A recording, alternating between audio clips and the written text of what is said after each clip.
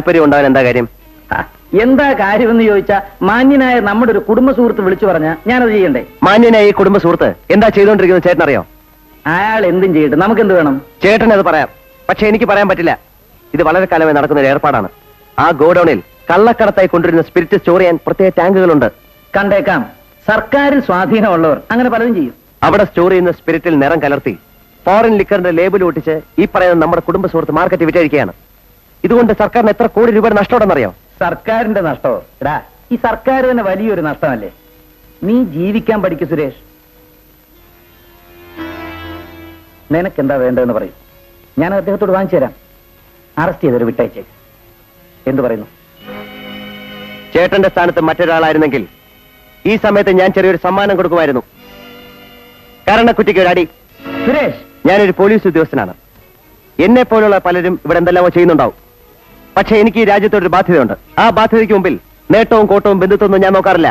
ഞാൻ എന്റെ ഡ്യൂട്ടി ചെയ്യും. അതിലിടപെടാൻ ഞാൻ ആരെയും അനുവദിക്കില്ല.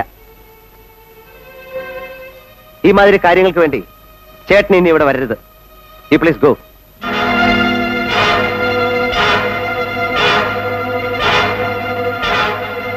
നീ സത്യമാണോ പറയുന്നത്? ഇറങ്ങിപ്പോവാൻ നിന്നോട് അവൻ പറഞ്ഞോ? ഇറങ്ങിപ്പോന്നില്ലായിരുന്നെങ്കിൽ അവൻ എന്നെ തല്ലുമായിരുന്നു.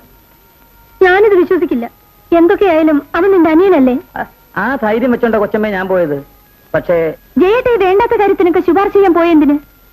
വേണ്ടാത്ത കാര്യമാണോടി? ബാലഗംഗാധരൻ നമ്മുടെ കുടുംബ സുഹൃത്താ. എന്റെ അച്ഛാ, ഇനിയെങ്കിലും അത് പറയാതിരിക്കും. ഇങ്ങനെയുള്ളവരൊക്കെ കുടുംബ സുഹൃത്തുക്കളാണെന്ന് പറയുന്നത് തന്നെ അപമാനമാ.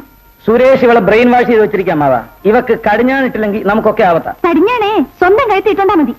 ലേഖേ,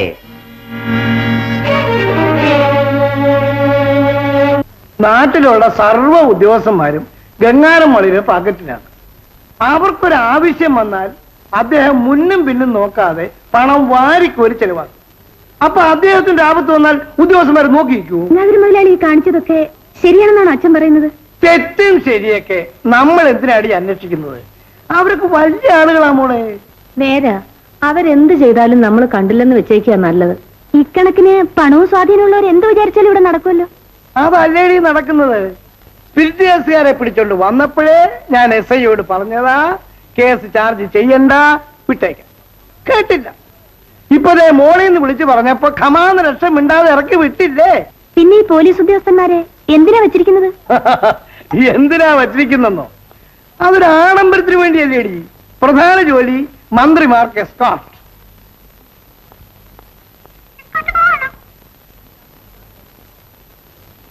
അതെ, നിന്റെ അമ്മയുടെ നായർക്ക്.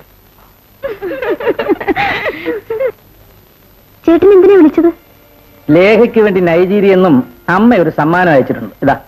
എന്താ ഇത്? നോക്കണം.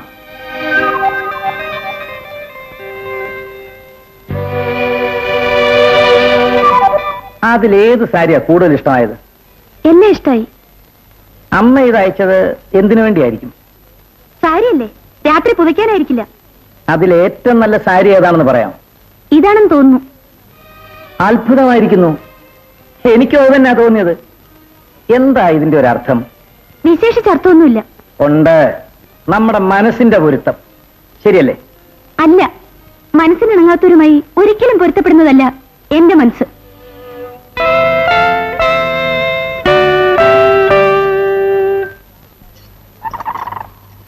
ആ എസ്കോർട്ട് കാർ ഉണ്ടായിരുന്നെങ്കിൽ അതിലെങ്കിലും പോകാമായിരുന്നു. പാർട്ടി മീറ്റിംഗിന് പോകുന്നതുകൊണ്ടാ ഞാൻ എസ്കോർട്ട് വേണ്ട. നമ്മളില്ലാതെ മീറ്റിംഗ് തുടങ്ങില്ലല്ലോ. അല്ല, ശിക്ഷയായി പോയി. മിനിസ്റ്റർ ഇല്ലാതെ പാർട്ടി മീറ്റിംഗോ? എന്താണക്കപ്പാ, വല്ല രക്ഷയുണ്ടോ? വർക്ക്ഷോപ്പിൽ കൊണ്ടുപോകേണ്ടി വരുമെന്നാ തോന്നുന്നത്. പക്ഷെ വർക്ക്ഷോപ്പിൽ എങ്ങനെ എത്തിക്കും? കെട്ടിവലിച്ചോണ്ട് പോണ്ടേ? എനിക്കതല്ല, ഈ രാജ്യത്തെ ഒരു മന്ത്രി ബ്രേക്ക് ഡൗൺ ആയി കിടന്നിട്ട് തിരിഞ്ഞു നോക്കാൻ ഒരു പട്ടിയെങ്കിലും ഉണ്ടോ നോക്കിയേ. ഇക്കണക്കിന് പാവം ഗവർണറുടെ സ്ഥിതി എന്തായിരിക്കും? നിങ്ങളുടെ അനുഭാവികൾ കുറെ ഇവിടെയൊക്കെ കാണണമല്ലോ. അനുഭാവികളെക്കാൾ ഭേദം എതിരാളികളാ. എതിരാളികൾ എതിർക്കുമെന്നറിയാം. അനുഭാവികൾ തരം കിട്ടിയാൽ കാല് വരാൻ നോക്കും. സാറേ, ഇതുപോലൊരിക്കൽ ഞാനും നമ്മുടെ മറ്റേ മന്ത്രിയും കൂടി അദ്ദേഹത്തിന്റെ ബെൻസിലൊന്ന് യാത്ര ചെയ്തു. രാത്രി സമയം വണ്ടി വഴി ബ്രേക്ക് ഡൗൺ ആയി. അദ്ദേഹം എന്ത് ചെയ്തെന്ന് അറിയാമോ? എന്റെ ഗുരുവായൂരപ്പാ, വണ്ടി സ്റ്റാർട്ടാക്കി തരണേ എന്ന് പറയുകയും ചവിട്ട് ഗോപാലപിള്ള എന്നൊരു അലർച്ചയും. എന്ത് അതിശയമാണെന്നോ. വണ്ടി സ്റ്റാർട്ടായി പുഷ്പം പോലെ ഓടിപ്പോവുകയും ചെയ്തു. വണ്ടിയല്ല, ഭരണം ബ്രേക്ക് ഡൗൺ ആയാലും ഇറക്കി വിടല്ലേ ഗുരുവായൂരപ്പ എന്ന് പറഞ്ഞുകൊണ്ട് അദ്ദേഹം ഒരു ചവിട്ട് കൊടുത്താൽ മതി, ചക്രം ഉരുണ്ടോളും.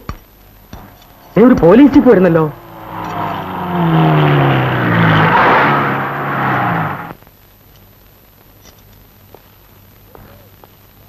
Good morning sir. Breakdown ആയിരിക്കും. ഞാൻ എന്തെങ്കിലും ചെയ്യണം സാർ? നമുക്ക് ഇതിൽ കയറി ടി വിയിലേക്ക് പോകാം. ഡ്രൈവർ കാർ അവിടെ കൊണ്ടുവരട്ടെ. അത് ശരിയാ. സാർ കയറിയാട്ടെ. അവരും കൂടെ കയറട്ടെ. ക്ഷമിക്കണം സാർ, ഇത് ഡിപ്പാർട്ട്മെന്റ് വക ജീപ്പാണ്. അത് പിന്നെ എനിക്കറിഞ്ഞൂടെ? കൂടെ വന്നവരെ വഴിക്ക് നിർത്തിയിട്ട് പോകാൻ പറ്റുമോ? ബുദ്ധിമുട്ടുള്ള കാര്യമാണ് സാർ. സാരമില്ല, ഞാൻ പറഞ്ഞിട്ടല്ലേ. സാർ അങ്ങനെ പറയാൻ പാടില്ലായിരുന്നു. ഇവരെ ഞാൻ ഈ ജീപ്പിൽ കൊണ്ടുപോയില്ല. എങ്കിൽ ഞാനും വരുന്നില്ല.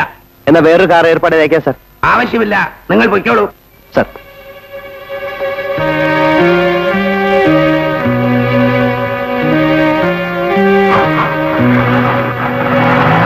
ധിക്കാരി. ഇയാളാണ് നമ്മുടെ കഥാനായകൻ.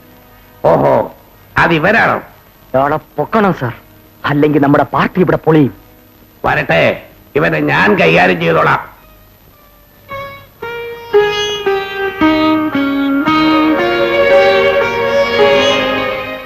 അപ്പച്ചി വരുന്നുണ്ട്, ഇപ്പൊ കിട്ടും. ഉം.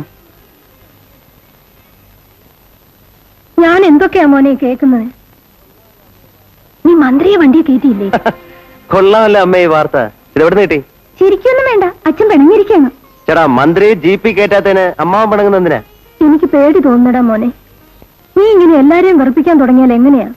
ഈ ജോലിക്ക് ഇങ്ങനൊരു ദോഷവും കൂടി ഉണ്ടമ്മേ. എല്ലാവരും ഒരുപോലെ സ്നേഹിച്ചെന്ന് വരില്ല. എതിർക്കാൻ കുറഞ്ഞ പക്ഷം 10 കള്ളന്മാരെങ്കിലും ഉണ്ടാവും. കള്ളന്മാരല്ല, കൊള്ളാവുന്നവരെ എതിർത്താലും ചേട്ടൻ ധൈര്യമായിട്ട് പണിയെടുത്തിക്കോ. ഇപ്പോഴാ ഇവിടെ ചുണയുള്ളൊരു ഇൻസ്പെക്ടർ വന്നെന്നാ നാട്ടുകാർ പറയുന്നേ. നേരോ?